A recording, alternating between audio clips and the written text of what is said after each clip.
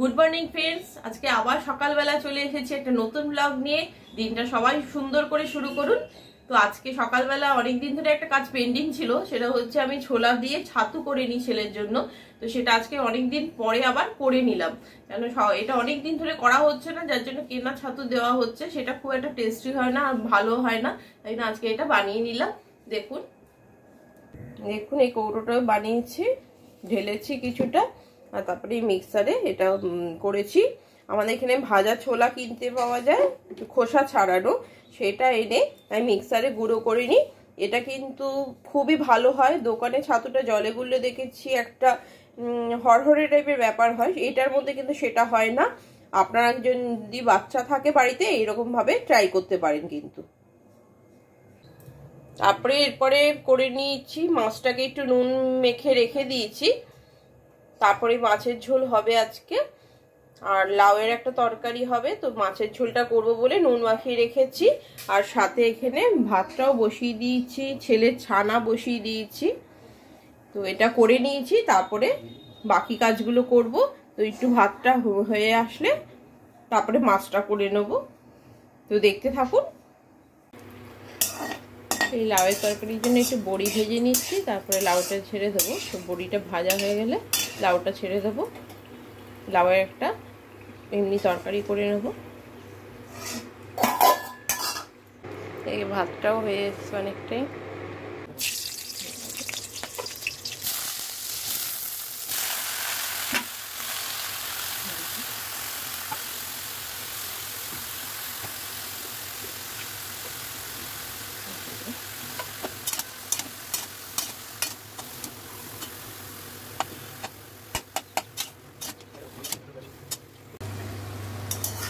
লাউয়ের তরকারিটা এমনি নর্মালি হয়ে এসছে।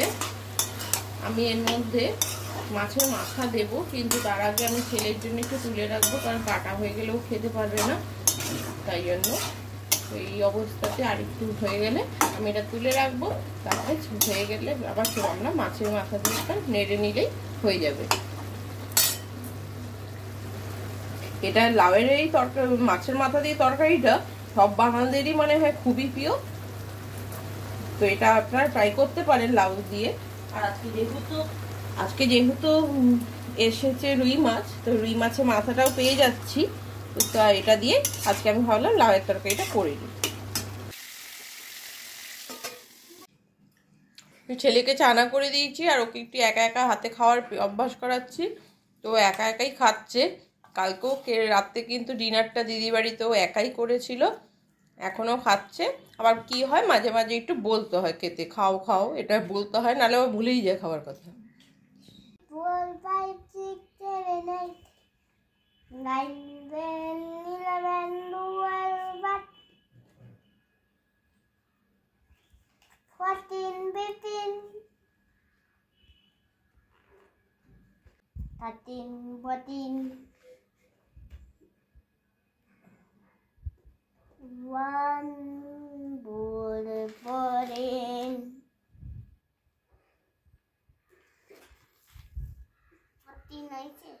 1 2 3 4 5 6 7 8 9 10 11 12 13 14 15 16 17।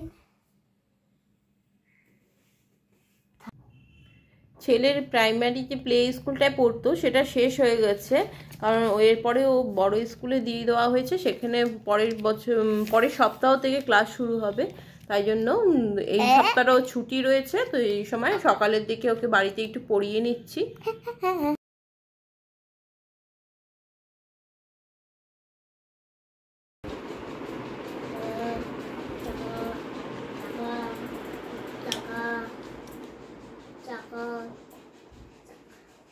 এই ছেলে সন্ধ্যাবেলায় একটু ড্রয়িং করছে, তো আমার দিদি এসছে ওকে একটু ড্রয়িং করাচ্ছে, আমিও একটু দিদির সাথে গল্প করছি। তো এই সন্ধ্যাবেলাটা একটু কাটছে। ও সুন্দর ড্রয়িং করছে, দেখুন একটা গাড়ি কালার করেছে, ওর বাবা এঁকে দিয়েছে। সকালবেলা পড়িয়েছি, এখন একটু ড্রয়িং করছে। দিদিও ড্রয়িং জানে, তো ওকে ড্রয়িং করাচ্ছে, ওর বাবাও ড্রয়িং জানে। তো সবাই মিলেই ওকে করানো হচ্ছে ড্রয়িং। তো দেখা যাক কতটা কি ও ইমপ্রুভ করে, এমনিও রোববার করে যায় ক্লাস করতে ওর দাদার কাছে।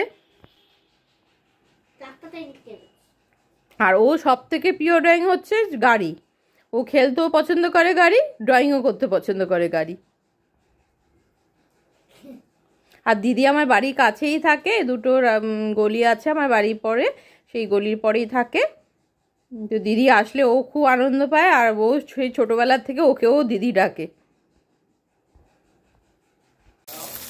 বন্ধুরা রাত্রিবেলা একটুখানি ডাল করে নিয়েছি ছেলের জন্য সবজি দিয়ে, আর সাথে এখানে একটু ঢেঁড়স আলু ভাজা করছি। ও সকালেও বলছিল, তো একটু এখন করে দিচ্ছি, সকালেও হয়ে ওঠা হয়নি তাই এখন একটু করে দিচ্ছি। ও হঠাৎ করে গত বছরও ঢেঁড়স খেত না, হঠাৎ করে এই বছরও ঢেঁড়স খেতে আবার ভালো লেগেছে। ও একটু খুবই মুডি, মানে আজকে যে জিনিসটা খাবে মানে কালকে এনে দিল সেটা আবার খাবে সেটা কিন্তু না।